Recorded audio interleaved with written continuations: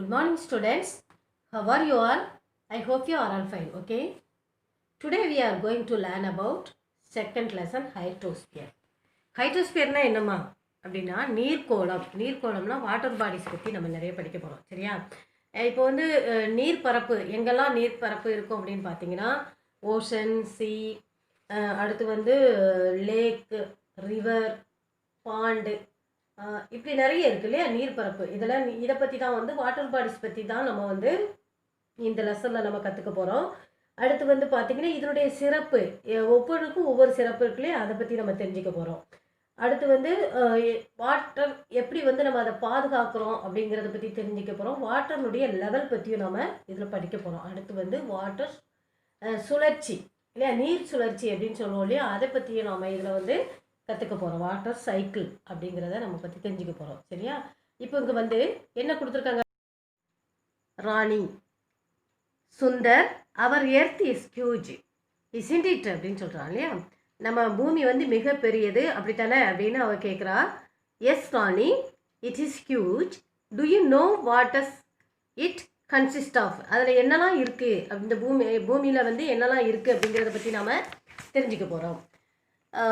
ராணி சொல்கிறா, no, can you tell me? எனக்கு தெரியாது, நீ சொல்லு அப்படின்னு சொல்கிறா இல்லையா. சுந்தர் சொல்கிறான், sure, the earth consist of lithosphere, hydrosphere and atmosphere. Lithosphere அப்படின்னு சொன்னால் லேண்டு, நிலப்பரப்பு. சரியாமா? ஹைட்ரோஸ்பியர்னு சொன்னால் நீர்ப்பரப்பு, எங்கெல்லாம் நீர் பறந்து விரிந்துள்ளதோ அது.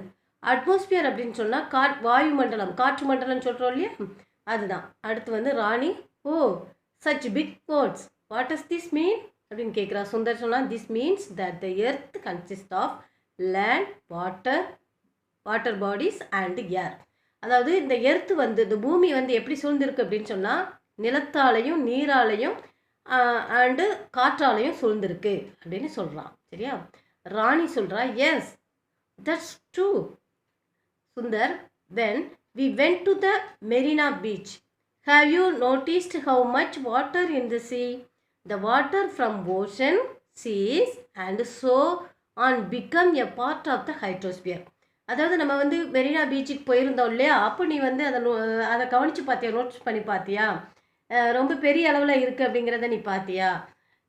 இது என்ன அப்படின்னா, இந்த வாட்டர் பாடிஸ் வந்து ocean, sea and so become a part of the, மற்ற பக்கங்கள்லாம் வந்து இந்த ஹைட்ரோஸ்பியர் நீர்ப்பரப்பு இருக்குது அப்படின்னு சொல்கிறான். Rani, wow, can you tell me more about hydrosphere Sundar? இன்னும் வந்து இந்த ஹைட்ரோஸ்பியரை பற்றி எனக்கு நிறைய சொல்லு அப்படின்னு சொல்கிறா இல்லையா. இங்கே கீழே இருக்குது பாருங்கள், இது வந்து என்னதுமா, மெரினா பீச். சரியா? மெரினா பீச் எங்கே இருக்குது? சென்னையில் இருக்குது இல்லையா. சரி, அடுத்து பாருங்கள், சுந்தர் சொன்னால், ஷுர், நிறைய சொல்கிறேன் அப்படிங்கிறான். இப்போ வந்து நாம் வந்து ஹைட்ரோஸ்பியரை பற்றி நம்ம தெரிஞ்சுக்க போகிறோம். சரியாம்மா? ஹைட்ரோஸ்பியர் வந்து, hydrosphere is the total amount of water present on a planet. The hydrosphere includes water that is present on the surface of the planet, underground and in the earth. Therefore, a planet's hydrosphere can be in the form of liquid, vapor or solid in the form of ice. இங்கே என்ன கொடுத்துருக்காங்க அப்படின்னா, hydrosphere வந்து பூமியினுடைய மேற்பரப்பில் உள்ள ஒரு நீர்நிலை. அடுத்து இப்போது நீர்நிலைனா நம்ம பூமியினுடைய மேற்பரப்பில் இருக்கக்கூடிய நீர்நிலையும், பூமிக்கு நிலத்தடி நீர்னு சொல்லுவோம் இல்லையா, அதுதான் வந்து ஒரு இருக்குது. மற்ற அதுவும் இல்லாமல் காற்றுலேயும் நீர் கலந்துருக்கு இல்லையா, அதை பற்றியும் இங்கே கொடுத்துருக்காங்க. அதுக்கப்புறம் வந்து பூமியில் உள்ள மொத்த நீரையும் குறிக்கும்போது இந்த நீரானது திடமாகவும், லிக்யூட் அப்படின்னு சொன்னது திடமாகவும், வாப்பர் அப்படின்னு என்னது வாயு நிலையிலும், லிக்யூட் அப்படின்னா திரவமாகவும் வாயு நிலையிலும், சாலிட் அப்படின்னு சொன்னால் திட நிலையிலும், திடமாக எது இருக்கும், பனிக்கட்டி இல்லையா, பார்த்துக்கோ இல்லையா, அந்த மாதிரி நிலையிலையும் வந்து அது நிலை என்ன ஆகும், ஃபார்ம் ஆஃப் ஐஸாக இருக்கும் அப்படின்னு சொல்கிறாங்க. சரியா? Hydrosphere covers about 71% of planet earth. இந்த எர்த்தில் வந்து 71% வந்து ஹைட்ரோஸ்பியர் நீரால் தான் வந்து சூழப்பட்டிருக்கு இல்லையா. This includes water in liquid and frozen forms. 97% is salt water and rest of the 3% water is found in ground, lakes, rivers and also frozen as ice in the form of glaciers and icebergs.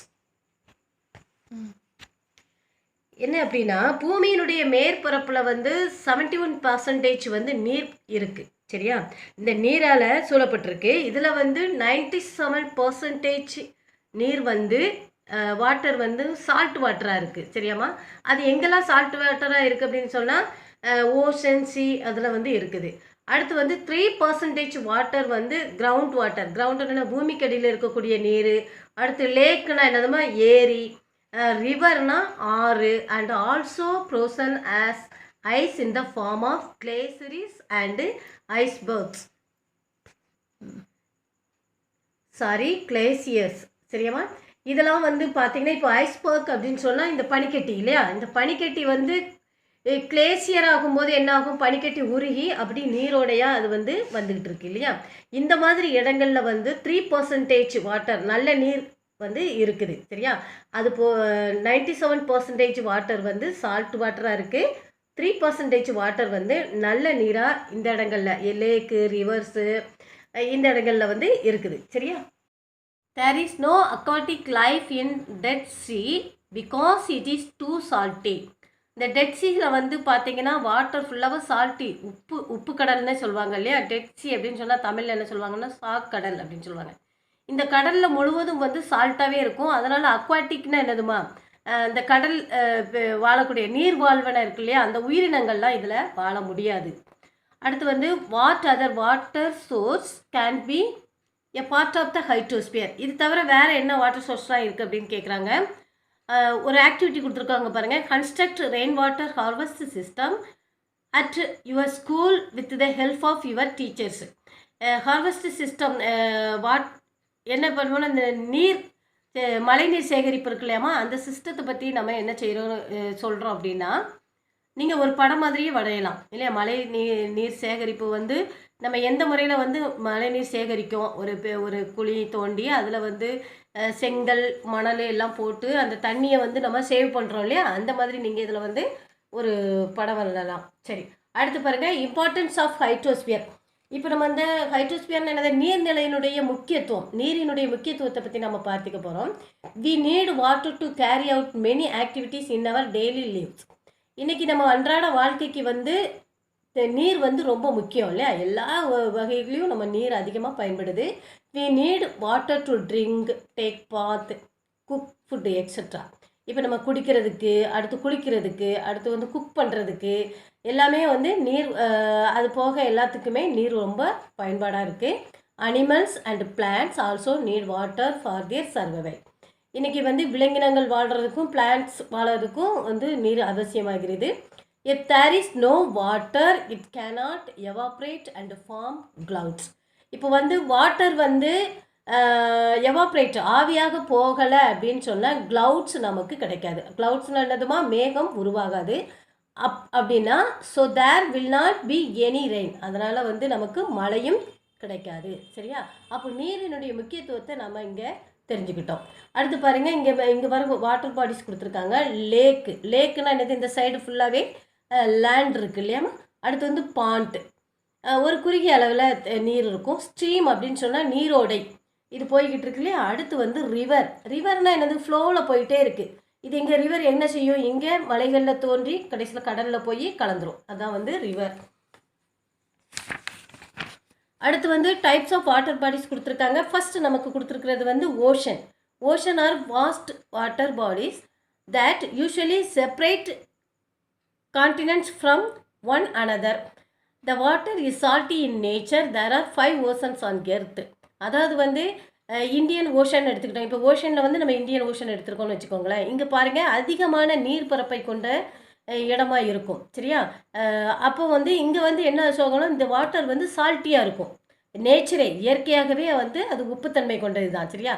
அப்போது இங்கே வந்து நம்ம எர்த்தில் எத்தனை ocean இருக்குன்னா 5 ocean இருக்குது. அது என்னெல்லாம் பார்த்தீங்கன்னா Pacific Ocean, Atlantic Ocean, Indian Ocean, Southern Ocean and Arctic Ocean. சரியாம்மா? அதுக்கப்புறம் வந்து சி, இது வந்து ஓஷனை விட கொஞ்சம் குறுகிய அளவில் இருக்கும். சரியா? Sea are also vast water bodies but smaller than ocean in சைன்ஸ். இதில் இருந்து சி வந்து கொஞ்சம் சின்னதாக இருக்கும். They are partly closed by land and opens up to the ocean. Sea water is salty in nature. Sea water வந்து பார்த்தீங்கன்னா இப்போ இங்கே நமக்கு வந்து எக்ஸாம்பிள் வந்து அரேபியன் சி கொடுத்துருக்காங்க. இந்த சீ வாட்டரும் பார்த்தீங்கன்னா சால்ட்டியாக தான் இருக்கும். இது சுற்றி கொஞ்சம் நிலம் இருக்கும். அடுத்து பாருங்கள், it is incredible that a wide variety of earth living organisms exist within the ocean.